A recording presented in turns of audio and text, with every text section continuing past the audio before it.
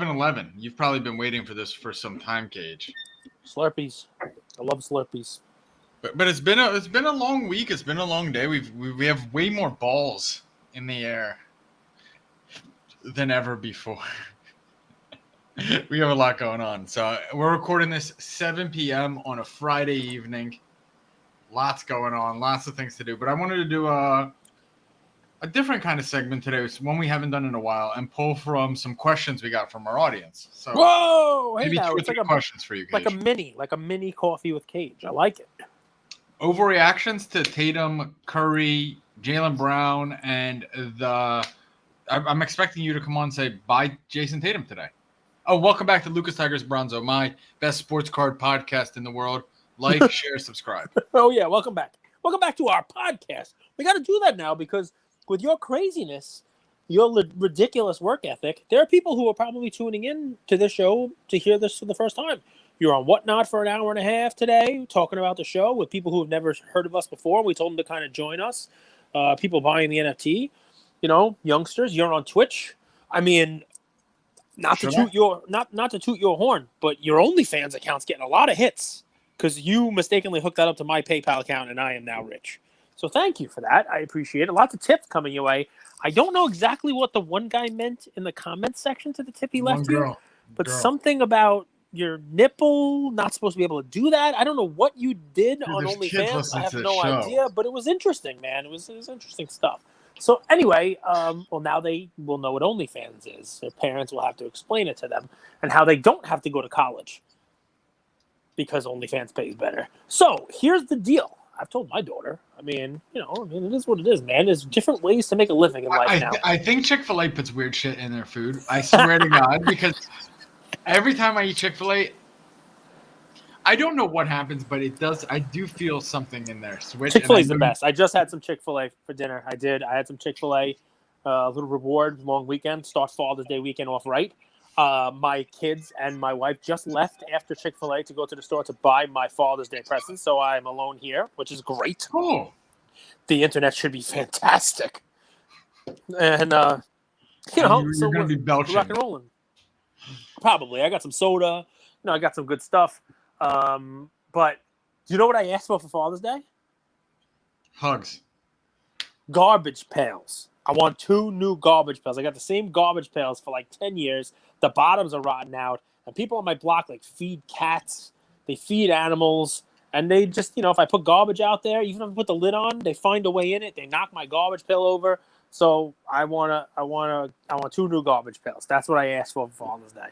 I made it easy for them. So they're going out right now to get me garbage pails. They think it's going to be a big surprise. My kids are going to make a big joke out of it. It's going to be hilarious. And I can't wait because, it's something I would never buy for myself because I'm just a dummy. So we get them to buy it. So there we go.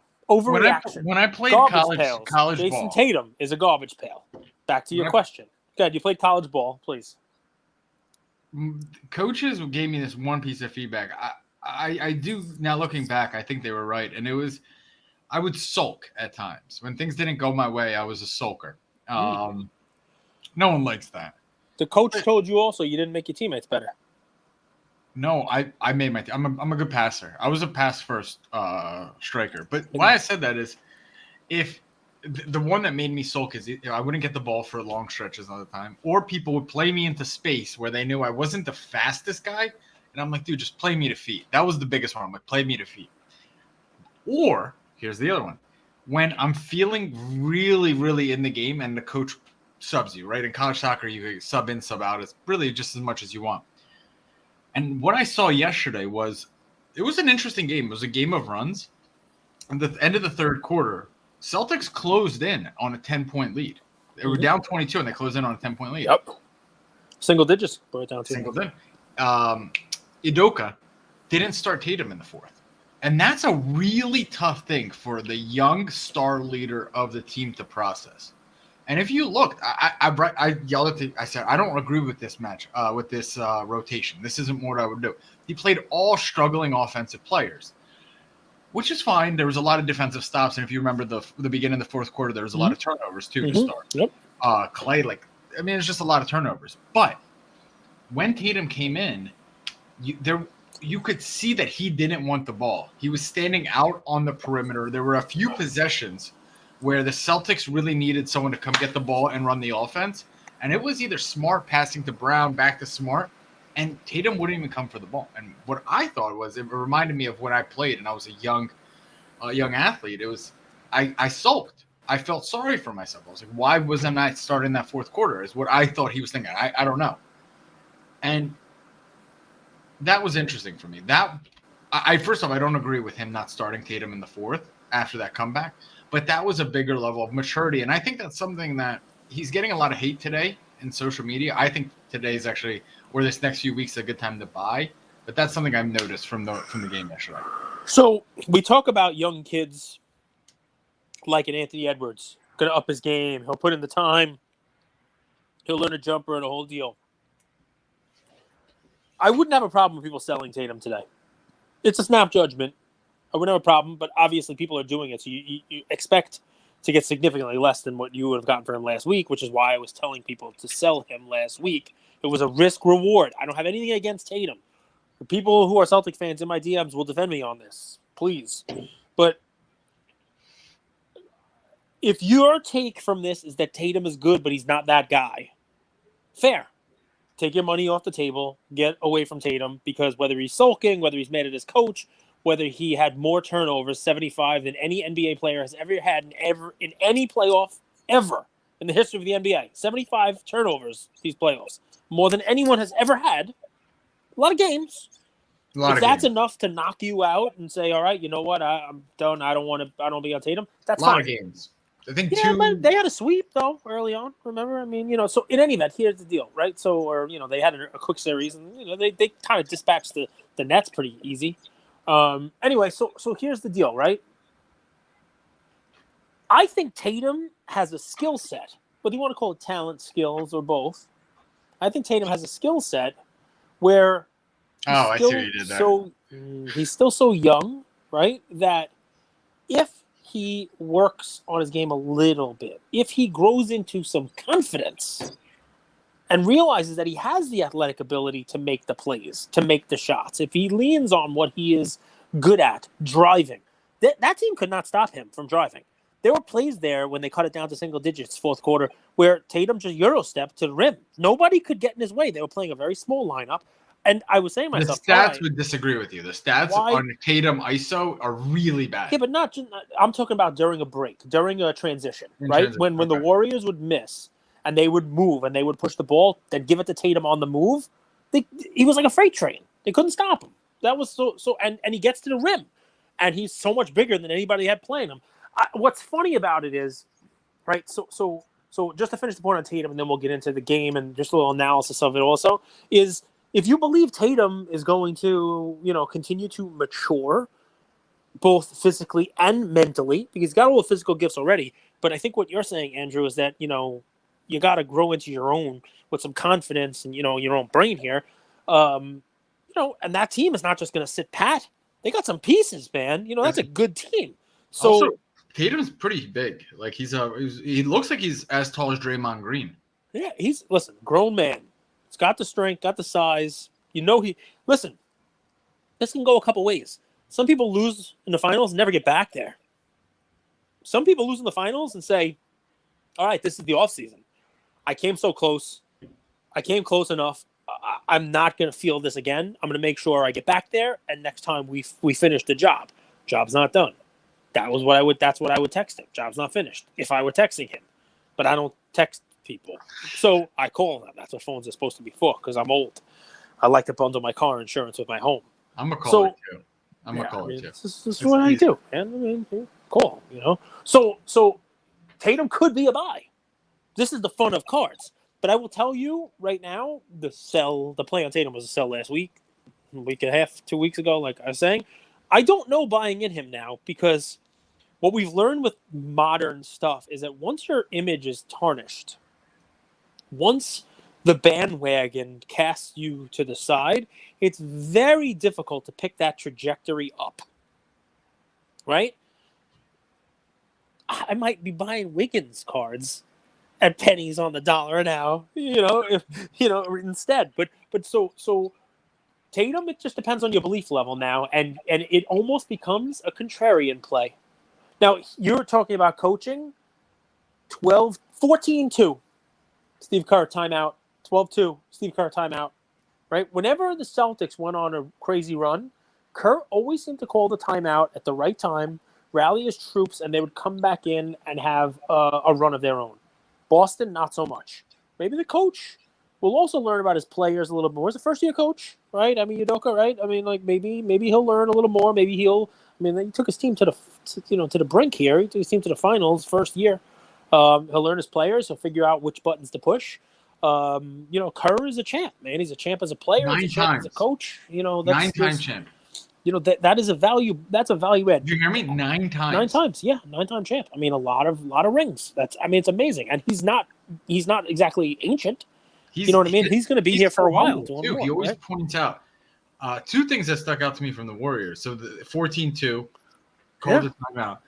How important is this? This is something I'm thinking a lot more about, and a little bit this week because I feel a little spread thin this week. I'm sure you do too. Yeah. And I'm like, am I really playing in my zone of genius? Am I really doing what I'm best at? If you watch that game, the Warriors and Curry and Clay, they were bricking shots the first. Oh yeah. But what do they keep doing, man? They don't give a fuck. Shooters keep shooting. Keep shooting. Do you know what the score was after that 14-2? Do you know what the score was if you take that 14-2 out? I think they went on a 21-0 run after. 52-25. What do you mean? Was that it was 14-2, and then the rest of the half, the Warriors beat them 52-25. They outscored them 52-25 after that 14-2 start. Take the timeout, switch it up a little bit, get them, get a break up the momentum a little bit. Boom. Well, I'm curious because Curry and Clay and Jordan Poole now, I mean, they literally cloned Curry. Jordan Poole's the best free throw shooter in the league now. Where do they find these guys? It's unbelievable. But why I say that is, what's Jaylen Brown and Tatum's zone of genius, right? Like, they have all the weapons. Jaylen Brown's really athletic, but he's sort of out of control. He's not a great shooter, but he's a good shooter. Tatum's a good shooter. Complaining to the refs. That's what they're good at. That's their zone of genius. Who? Smart flopping? Maybe. But, you know what I'm saying? Like, one smart flopper, he felt smart. It's for the Warriors, it's easy. Not easy. It's simple. They know what to do. Curry, dude, you're the best shooter ever. Just keep shooting. And he just keeps shooting. And some of the shots, his pump fake, like how he gets people to fly by, him and Clay and Jordan Poole are incredible. You need to find that zone of genius, I realized. Marcus Smart is great. Smart's got to take one more step forward instead of flopping. I mean, it's amazing the team, right? Brown, Tatum, Steph, Clay, Smart, Draymond. It's an interesting, comparison there. Draymond, I'm gonna give you credit. Draymond, okay, when I said he was gonna show up, the last 2 games of the series, closing time, championship rounds, he had great games. But there was a point, I think, towards the beginning of that fourth quarter, where the lead was cut down to 9. Draymond got the ball. I'm pretty sure he had Robert Williams on him. And he's out by the 3-point line. Fade away. He gave enough space, and he just canned the jumper and basically told the crowd, just brought it back to double digits. That was the Celtics had momentum, and that was offense coming from Draymond. What about when Horford beat him off the dribble, and he came from behind, wiped the... Yep. I'm pretty sure he was 2 assists shy of a triple-double. And he had those 8 assists for a while. They could have padded him and given him a Russell Westbrook triple-double if they wanted to, just to say they did. But that's a guy who selflessly will fill the stat line and help facilitate his team. It was a different player from the beginning of the series to the end. His passing was crisper. Their timing was better. He had some passes you were like, wow. Like, there are only a couple of point guards in the league. LaMelo. To Clay, the backdoor cut? Yeah, the backdoor cut to Clay. Exactly. That's one of them. Exactly. I mean, you need that. I don't understand. Man. I don't understand. You know what that was? You know what that was? A muffler. No, that was Tatum holders just rushing to eBay. Get to eBay. They should come to sell them through our Whatnot show. Yeah. That's it. They can't get that fast enough. The speed trap. This whole thing was a speed trap for Tatum cards. No, but I mean, listen, I don't want to crap on it, right? I mean, He's obviously a great player. Jaylen Brown's obviously a good player, but I think what you're saying is right. Like those guys, you may have to like break that down and build it right back up. They may need another piece. That Smart is great, but you know what they might need? They might need an actual like facilitating, ball handling point guard, right? Who sets those two guys up, who runs an offense, who's better in transition to set those guys up. That Who might could be beat what the guy who could beat his guy off the dribble every Yeah, single if they time. exactly. To get- 'cause- Exactly. Tatum and Brown are good, but they're not great at beating their guy off the dribble, and they get in trouble and they make bad decisions. Mhm. Like the 75 turnovers, or I think it was 100 turnovers by Tatum by the end. No, it'll be 140 by the end of the episode. No, it was Naeem 75. posted that Will Chamberlain 100. Yeah, and then that was there's just making fun. That was like, Okay. He's going to score 100. It's Tatum. But- He's texting Kobe. But the opposite would also be true. It's like this guy wasn't aggressive enough, so it's you need him to make plays. Correct. If it's not him, who will it be? And he's making plays and he's making mistakes, which cause turnovers. It's this, it's a double-edged sword. You know what We would- crucify him either way. Like I think if you put like a Chris Paul type of player on that team instead of a Marcus Smart, somebody who will help those two guys play more under control. And obviously Chris Paul is amazing, right? There's not many players like Chris Paul ever. But if you had someone like that who could score if need be, but is thinking facilitate first and also brings a level of like veteran leadership, tells these guys what it's like, and also keeps them in check, right? Like, Jaylen Brown telling people, hey guys, like they're not going to give it to us. We got to take, like, he's more like riling up instead, what happens after 14-2, you look over at the Golden State bench and it's Steve Carton, these guys, like, who cares? It's a couple minutes. You're going to go on a 14-2 run yourselves, and those guys are not breathing heavy. They're not like, beaten up. They don't get too high. They don't get too low. You kind of, if I were in the Celtics land, I think that's what I would be trying to do. I'd be trying to bring in like a veteran point guard type of presence there. That's what I'd be doing. 2 games away from winning a championship, man. It's not easy to win. No, it's not. It's funny, man. If you guys go back to last May, I listened to 5 of our episodes where I talk about how the Warriors were the team to watch going into this season. Mhm. With the healthy Clay, the evolution of Poole. James Last Wiseman minute- was going to come up huge. He's going to be great inside presence, tall. I mean, if they had Wiseman, that would dude, think about how good this team's going to be with Wiseman. We said that last year, and they're going to be even better. They got Well, dude, Wiseman. I mean, this is what people don't understand. Like, we can't predict injuries. All So of it. if we're going that route, think about this: how lucky the Warriors were by avoiding the Suns. Yeah. We don't even discuss it because Luka and we got the Luka Magic series. They dodged the bullet. I don't think they match up great with the Suns team. And then my next agree. question would be if the Suns would have beat them. And I think the Suns give that Warriors team fits. Does the Celtics come out on top? Because I do think the Celtics match up better versus this young Suns team. Now you have Booker versus Tatum. It's a little bit easier. Yeah. So And man, the Williams guys will, would be an annoyance to Ayton. The Robert way that Williams is incredible. Dude, I've never he's- seen someone on a 80% knee at best block 3-point shots easy at will. Here's the thing about Williams, though. It's very difficult for you to shit on Rudy Gobert and at the same time say Robert Williams is awesome. Now, I know Rudy it's a different Gobert player. cannot move around the perimeter like Robert Williams. Rudy Gobert is he looks like he looks like those cranes, that take I just forever mean to from turn. an offensive standpoint, right? Like Williams would be amazing because he can guard the 3. He's out there blocking Clay, and jumping from inside the paint. Did you to see block his Clay. pass off the dribble? Yeah, he had these couple of these passes, but he's basically an alley-oop offense. You know what I mean? Like his offense is 80%. He's around the rim, throw it up and let him dunk, which is fine. But if that guy, wants to be like a full-time starter and really contribute, if he worked in the offseason on like a baby hook or just a tiny little jump shot or some kind of offense, it would just bring an entire new layer to that team.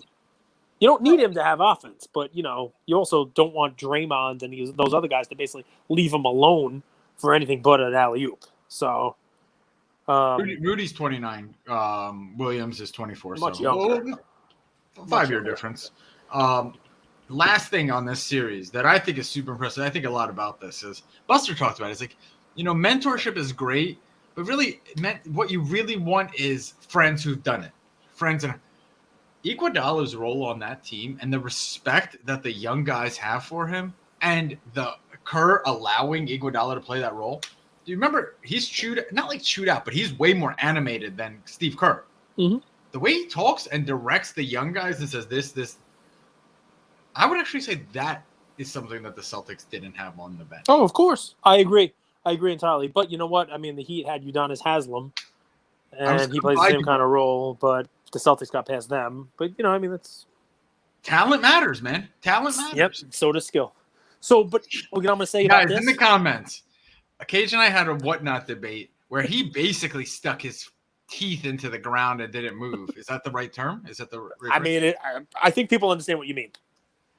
Skill versus talent. So the way I define talent, I compared. I said LeBron, Wilt, guys that are born from birth, just given these incredible set of tools, physical tools that separate. Skill to me is a shooter like Steph Curry who's just polished and worked on his skill. I mean, his craft. I understand that. That's where I differentiate it. I agree with you that a skill is something that has to be worked on and perfected. But where we disagree is every time you talk about talent, the natural gift talent, you limit it to someone's physique, basically. It's only when you talk about it, you're only talking about somebody's physicality. It's Wilt who's a muscle. It's muscles. It's LeBron who came in like he was a 45-year-old muscle man when he was 19. Steph. With you, though, I give an example of your mind and your memory and how you could remember things moving. Natural. But I have to work on that. I got to read. I got to play. I got to do games. I got to do logic games. You can build that up and make skills also. But here's the thing. Your starting point is higher than the default. Yes. Significantly. So far away that if somebody could work on their craft and maybe get to the point where you started from. So I again agree that what you're saying is that natural ability, right, is something that you get that's higher than someone else, right? So Steph started as a shooter higher than everybody else because you can't say that. Everyone starts the same way. What are you talking about? He's born with it. His father was an NBA sharpshooter. What are you talking about, dude? Why do you think you can make smoothies so well? Your dad owned a restaurant where they made smoothies. No. You got the smoothie squirt. Your dad squirt. You got the squirt. Little Andrew's I can't take any credit for this. My parents had sex at the right time. It's all My that dad is what it comes jerked down off to. On his stomach. That's what it comes down 400 trillion to 1. This is what it comes down to, man. But anyway, we're having fun debate. Here's the better debate. All right? Here's the better debate. The reason we talked about that was because in my top 15, top 10 NBA players, I think you have to take into consideration capacity as much as talent. So capacity is different. Capacity is different. Curry and Tim Duncan and Kobe, I feel like they've exceeded their potential, whereas Durant, to me, is a top 15 or top 20 guy because his talent was so immense compared to how much he actually actualized. But in reality, Durant and Curry are neck and neck. But talent, I agree with that. Durant came out the gate way more talented. Here's what I'm going to say. Title. Today, Steph Curry's a top 10 player. Title. Issue. Science experiment. Hypothesis. Steph Curry is now a top 10 player. Okay? The problem I have with that, so we're going to do our experiment, the data, right? We're going to do all this fun stuff here, right? The problem I have with that is it's the same problem I have with almost everything in the world, and it is a recency bias, right? Of course, he just won his 4th championship, and everybody's looking at him, and he's shooting a lot of threes, which matter now and didn't matter a long time ago, right? And he won his first finals MVP, which is amazing. But people are now saying that he's better than he should be ranked higher than people like Magic Johnson, which I understand why. Higher than Larry Bird for me. But so I'll put him in the same category, right? And that's fine. I understand why people would say now Magic. I think is a great argument because Magic also changed the game because Steph has the whole he changed the game. He did more for the game. He changed. Magic did the same thing, right? And I hear. Oh, well, Magic won one of those championships with Kareem at the end of his career. Okay, well, Steph also had KD and Clay for 2 of them, too. But let's see. There's not a category out there where Steph beats Magic. Not a single one. Not in championships, not in finals MVPs, not in anything. In seasons to make the playoffs, which Magic made all 13 that he was on the team. None.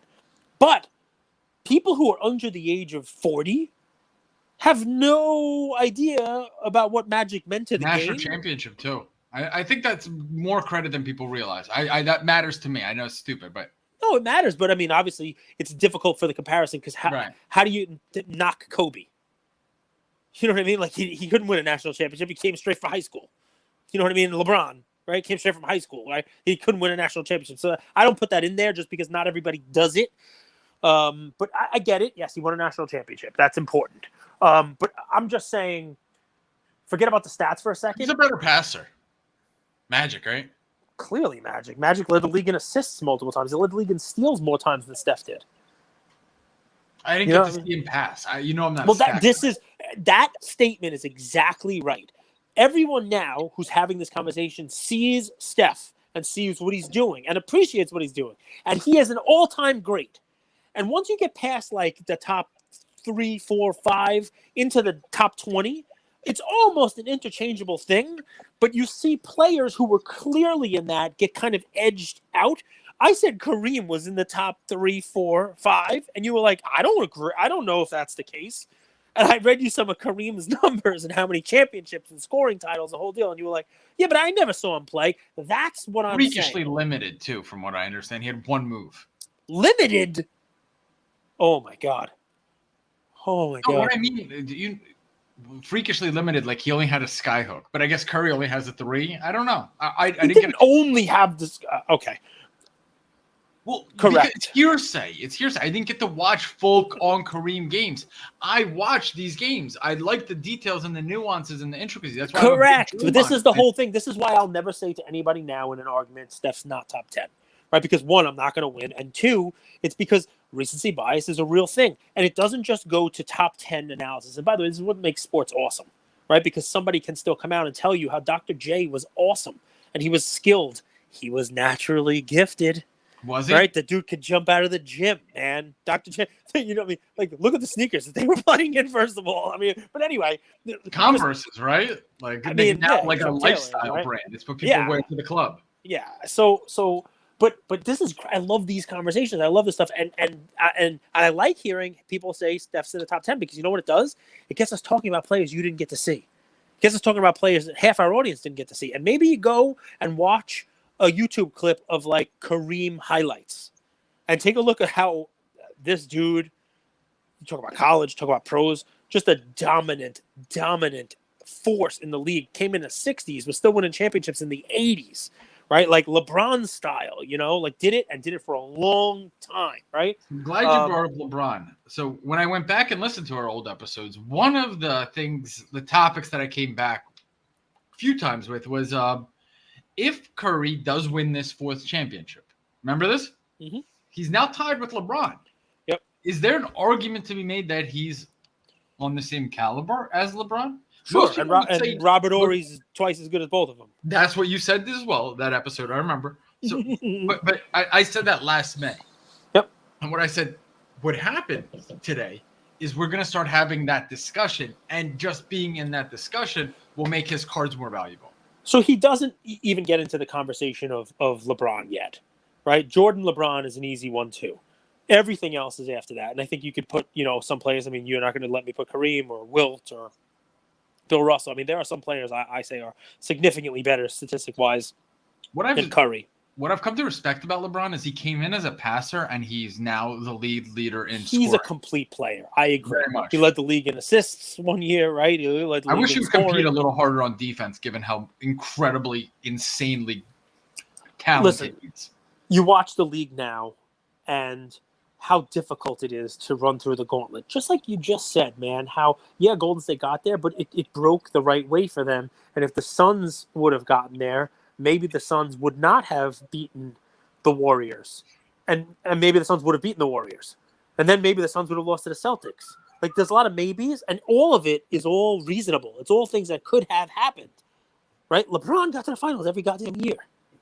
You know what I mean? That's Every hard to year. At do. will. Almost he made it. I think he put Dwayne Casey out of a job because Toronto was like the best team in the league, and then he just every single year they couldn't get to the next. Remember he broke up DeRozan and Lowry. Yeah. Remember that?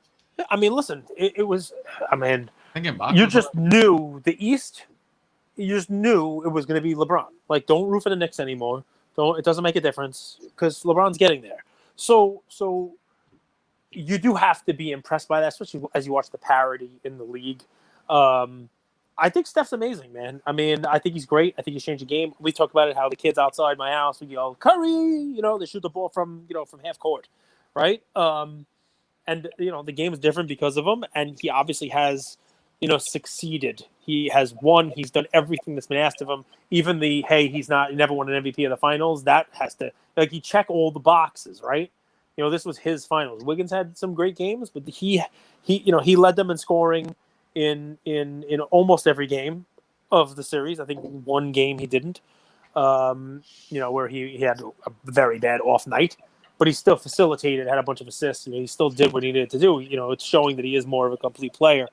It is a recency thing. And I mean, look, unfortunately, I don't have 1.21 gigawatts of power right now to, blast us into the future and have this conversation 20 years from now when our kids are saying how, John Smith, who has 5, championships and, a whole bunch of rings and whatever it is, comes in and how could we ever compare him to Steph Curry? Steph did nothing. He was a one-dimensional 3-point shooter who got lucky because he had great teams around him. He had a great supporting cast. He won that last one because the Suns didn't get in there. Plus, he won the genetic lottery. He had no real skills. He was born. So, but no, I'm being serious, dude. I'm being serious about it because this happens all when in the 80s, when Michael Jordan was the guy. I remember having these conversations and people saying, "Jordan's great, but he's just a Skywalker," is what people would say. He's just a dunker. He's a freak. He's a highlight reel. He'll never be a complete player like Magic or Bird. And he worked on a shooting, remember? Yeah, but still, even he worked on a shooting, yes. But, he never shot any real three. He never shot 3-pointers so great. He worked on a shooting, yes, he did. And he won some championships, and Jordan was great. But what I'm telling you is people, Are you saying championships. I'm saying people, yeah, he's a great artist. And before that, people would say, this Bird and Magic, they're not that great. What are they? Larry Bird, he has a 4-inch vertical. He's nothing compared to Oscar Robertson. And Oscar, no one even talks about him anymore, right? I mean, this is just. Is Steph the most liked champion in recent history? People don't like him in Boston. No, they love it. Yeah, even in Boston, Steph's an underdog. He's not tremendous in size or stature, and you could tell he works, and he has fun. So what's not to like? You have to like somebody like that, right? You have to like the work ethic. You have to like that he's out there having fun, and he's entertaining. It's fun to watch him play. So he gets a lot of points for that. I did not understand Clay's shot at Jaren Jackson Jr. Very weird shot to me. Didn't make any sense to me. I don't know if our listening Jaren audience Jackson tweeted strength in numbers. Okay. And somehow that Clay made that about the war. I still don't know. But it's all over Twitter, and I'm like, dude, Jaren Jackson Jr. is an incredible talent. People are sleeping on him. He's a very, very good player. Very good player. Trae Young came out today and said he wants to win championships so bad. Did you see that tweet? In the beginning of the season, he said regular season games are boring. And after he said that, I lost any ounce of respect I had left for him. Oh, man. Listen, I already miss basketball. Yeah, and that's why we love the games, and that's why we love the cards. I want to see some football. I want to start talking football. Ian and I opened up a box a month or two ago. What was the product? I don't even remember. And we got a Luke Kuechly 1 of 1. And we got an SGC 10 on it. Woohoo! I'm so excited. Goes in the Ian collection, even though his name is Luke and not Ian. But it's cool, 1 of 1. 1 of 1. We pack pulled 1 of 1. SGC 10. Let's go! All right, Look. dude. So what are you looking forward to this weekend? Now we got Celtics hockey. deserve a lot of credit. I'm very happy for the Warriors. I have 1 or 2 questions for you from our audience. Go. Is Steph a top 10 player all time? Rogue, You son of a bitch. How did the 86 Jordan become his iconic card? It's his third-year card, and everyone treats it like an RC. Whoever asked that has an agenda. I'm sure No. it's one of that's a complete agenda. What do you mean everyone treats it like an RC? It is his only RC. So it is an RC. No, he's asking. It's his third year. It's just because it's his third year playing. Is there a set in 84, 85 Fleer? Is there a set in 83, 84 Fleer? No. So think about that. In 81, there was Topps. Correct. Third Magic Irving. And then there was nothing. Why? Because basketball cards didn't sell. Nobody was they buying. Didn't even make cards for a few years. No, and that's why the agenda is there. That's somebody who probably owns Star Jordans, right? Wow. I love you, whoever you are from the audience. It's great. I mean, this is a topic, right? The 84 Star, I like that card, and yeah, that's more of a rookie year. But it is not. I did own a nice one. It is not. It does not fit the definition of a rookie card. It is an XRC. It is not a pack pulled card. It is not. It is. You want to call it a rookie? Great. Call it an XRC? Great. It doesn't make a difference. For a card to be a rookie card, it has to be a mainstream distribution. It has to be, I would say, just distributed widely. It doesn't have to be packs because in the whole world of vintage, so many things were not pack pulled. They were gum. They were in ice cream cards. They were in tobacco. Yeah, man. Babe Ruth, it's not a rookie, but Harrington's ice cream, Younglings. I mean, they were tobacco products, caramel products, you name it. They didn't specifically have to be in packs of cards. So I don't mind the Star not being in packs, but it was just a regionally distributed product. Like, it wasn't widespread. It wasn't like any. So, I mean, it's third year, but there were no cards in his first and second year. So to me, that's a cop-out, right? It's like saying, so in 2009, 10, there was a transfer between, Panini had their cards, Topps had their cards, everybody had their sets, right? But let's just say there was a year off between Panini and Topps. Right? I don't know, let's call it 2008, right? This isn't I'm giving a hypothetical world, right? And because for some reason there was no contract that year, there was, so in 2009, cards would come out. And the guys who were rookies in 08, that would be their first major release. Sure, in 08, I'm sure that in the stadium there was some cookie release, some Drake's Cake release. Maybe there's some other weird things out there. Hank Aaron has cards on cookies, and there's dog food cards, and there's all this stuff. But why the 86 Fleer Jordan is the quote iconic card is because it's the first major release that he was in. Not in, there was no. If there was an 85 Topps release and he was in it, then that would be his rookie. I mean, it's straightforward as that. I love the discourse. I love the conversation. There are other items of his that exist before that card. We've all seen them, the Nike promos and all that stuff, right? But here's another one, right? That doesn't mean that the cards you like better, question asker, like the Star, are worse cards. Not at all. My favorite Tiger Woods card is not his, quote, rookie card that comes from the Upper Deck set, because the same thing happened in golf, man. They weren't making cards until that 2000 set where you have the Tiger Woods rookie card. But I happen to like the 1996 Sports Illustrated card, the perforated card sheet that came from a magazine. Most people will argue with me if I say that's a rookie. His rookie is the Upper Deck. It's the same thing, man. Same thing. It kind of actually adds to the appeal for me for Jordan now that you talk about it. Like, think about it. The guy left the league, basically turned the sport, and it's not just him. It really isn't. But, like, he left the league. The sport was iconic worldwide. Everyone knew Jordan anywhere. Mm-hmm. And he kicked the league. They wouldn't even make cards of these athletes. They were making baseball cards because these guys wouldn't sell.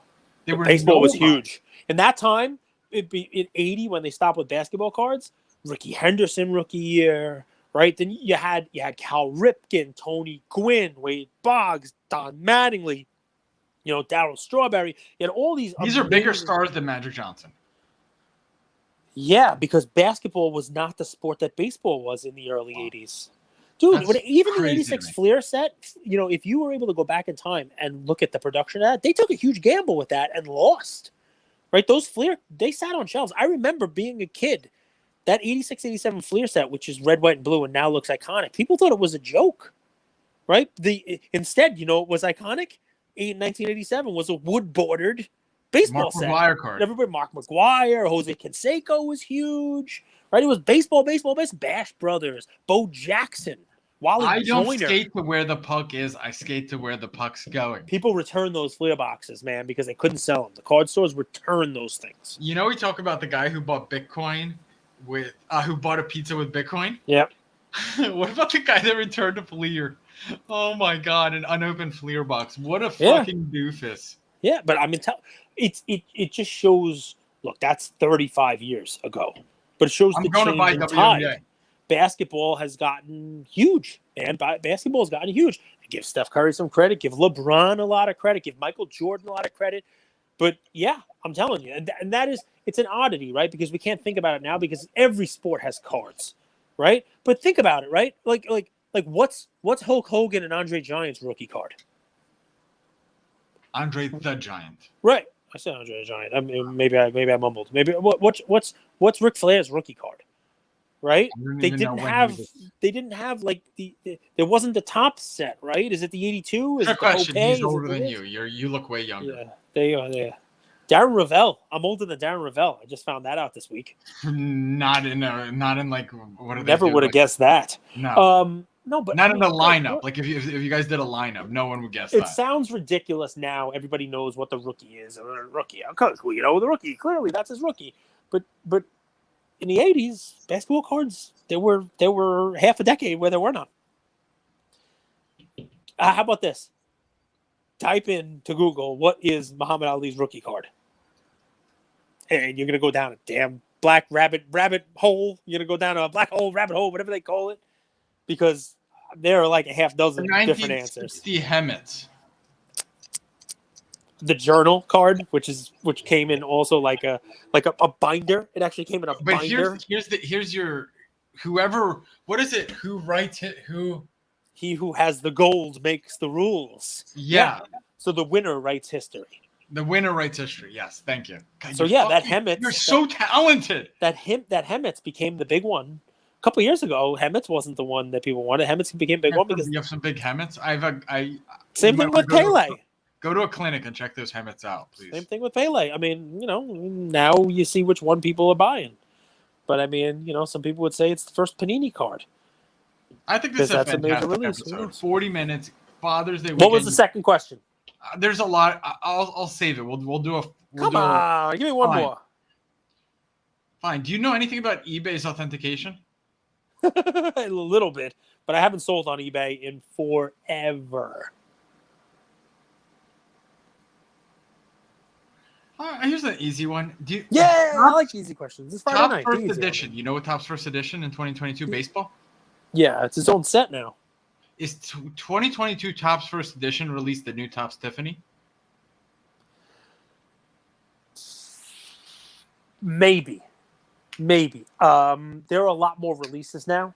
Remember, what made Tiffany interesting was two things. Number one, you just had the base in a junk era, and you had this other glossy set that wasn't even called Tiffany at the time, that was only released in factory sets, which meant the condition on them was garbage because they were being banged around in factory boxes. And the print run was set. We're only going to do 5,000 total sets. We're only going to do 7,000 total sets. That was the only other option. Right, and we're talking about in the 80s, there weren't gold cards, there weren't parallels, there weren't Target red and Walmart blue and diamond and cognac diamond and gold and chrome and black. There was the base card, which everybody had 5 million of, and then you had the Tiffany version, which now people look back on and say, okay, here's a way to play the junk wax era. Topps First Edition is just one of 1,000 versions of somebody's rookie card. So honestly, could it turn into it? Maybe. I don't think there is a comparison because you just have way too many options now with any of these rookie cards or any of these Topps cards. to call this the version of Tiffany. There's that Montgomery Club, the Topps 582, there's Sapphire, there's every million parallel out there in the world. What makes Tiffany different is it was the parallel that people didn't even know existed. You watched The Office, right? I do. You remember the Dwight scene where he talks about Tiffany's and he breaks into Tiffany's? Yeah. That I can't get over it. Like that when I hear Tiffany, I hear that. That's it, huh? Not the singer? What do you mean? Tiffany, Debbie Gibson, 80s singers? No? Fleetwood Mac? Not Fleetwood Mac. Dude, I love you. You are an interesting person. And did anybody even tell you look like John Mayer? Don't try to get on my good side. Guys, any dads out there, anybody listening who has a dad, anybody listening who lives in a house with a dad or knows a dad, happy Father's Day weekend to you guys. Be nice to the dads, the rad dads. Can I actually preach on this a little bit? Please. So my dad and I always had a contentious but loving relationship, right? Because he was pushing me. He was a pusher. He made better smoothies than you, and you didn't want to concede that fact. That's how immigrants compete. But what I've realized in today's day and age is we've kind of just, and not everyone, this is super general. We've just like kind of taken the whole dad out of the equation. Like we have like such a fight on the father figure in today's day and age. And I think we need more father figures in our lives. I really, really do. I don't know maybe even how to verbalize it, but it's something I've seen as I've gotten older. It's like, man, my dad always challenged me. And like today's day and age, that probably wouldn't even be acceptable with participation trophies and, everyone. But it made me the man I am. Now I have good values. I'm a man of my word. I show up on time. I do what I say I'm going to do. And I see a lot of soft, pampered kids. And I think it's partially because we've kind of pushed this like father figure out of our lives. And I urge you guys that have father figures, be very grateful, even if it's a little bit of friction, like we just discussed. Translation: beat your kids. I wouldn't say you ever beat your kids. I wouldn't say you ever beat me, but I never got like you played well. Like the car rides home from soccer was like, why didn't you run enough this game? Or you need to ask for the ball more, or you can't fall out of the game. You need to attack. I was like, Dad, I had 2 goals and 2 assists. I was like, should have had 4. We know what you did. We know you did. We know. Not, and it was like always like you always strive to kind of like catch up to your dad, Uh-huh. How do you say job's not finished in Ukrainian? Because that's what he was saying to you. 2 goals, 2 assists, job's not finished. He would say, don't brag about yourself. Let other people talk about you. You don't need to brag about yourself. I get that, but sometimes you do have to toot your own horn. Sometimes you have to. That's a sign of weakness in the culture we come from. So what's my perfect crime? I break into Tiffany's at midnight. Do I go for the vault? No, I go for the chandelier. It's priceless. As I'm taking it down, I meet the daughter. It's her father's business. Her name's Tiffany. She tells me to stop. I say, no, we make love all night. In the morning, the cops come. I escape. I have to go back and I escape in one of their uniforms. I tell her to meet me in Mexico, but I go to Canada. I don't trust her. Besides, I like the cold. 30 years later, I get a postcard. I have a son, and he's the chief of police. This is where it gets interesting. I tell her to meet me at the Trocadero in Paris. She's been waiting for me all these years. She hasn't taken another lover. I don't go. I lie to her. I go to Berlin. That's where I store the chandelier. He does it so much better. I don't know how they do that entire show. But he's probably like that in real life. That's the best actors, the people who are able to play themselves, like Vince Vaughn. Well, listen, this is an Office episode. I like it. Somebody do a podcast about The Office. Whoa, that was a mind fuck. Why? I don't know. I think it's just been a long day. Nah, dude, I like it. And, Dwight Schrute is just one of those all-time characters. Guys, happy Father's Day weekend to you, all the dads who listen to us. We got a lot of cool stuff cooking. We got a lot of cool stuff brewing. We're adding to our NFT Tiger ranks every single day. Andrew's on Whatnot on weekdays from 5 to 6 Eastern time. Come join him. He's selling slabs. We're getting a lot of cards back from SGC. Obviously, you guys know they're our sponsor. We're looking forward to the National. We hope you guys are as well. We're putting the finishing touches on a little cigar night for Luca Nation, which is kind of cool. And looking forward to just chatting with you guys. I got a couple messages from people who said they saw me at National last year in Chicago, but just couldn't get in a word because I like to talk too much. So I'm gonna make sure anybody who wants to say hi and trade or get a freebie or whatever it is, I'm gonna sit somewhere for like 5 hours on Friday, Saturday, and just not move and just post. I'm sitting right here. Come on over and say hi. Maybe grab a cooler, Diet Coke. Make sure I have a bottle of water, charger, all the necessary things. But if I was playing this week and I had kids, I would take Wednesday, Thursday off, maybe Friday off. I would go for the first 3 days and maybe skip Saturday and Sunday. I think Wednesday's the best day. Wednesday, Thursday is the day I'd want to be there. Everyone's like arriving on the weekend. Saturday's going to be a shit show. There's going to be so many people. It's cool, though, to see the big crowds. It's nice. Who ever said it's cool to see the big crowds? I mean, not when you have to wait online and stuff, but you don't have to wait online internationally. You're not going on a roller coaster. Yeah, but just take Wednesday, Thursday, Friday off. Go those 3 days and go home Saturday, Sunday.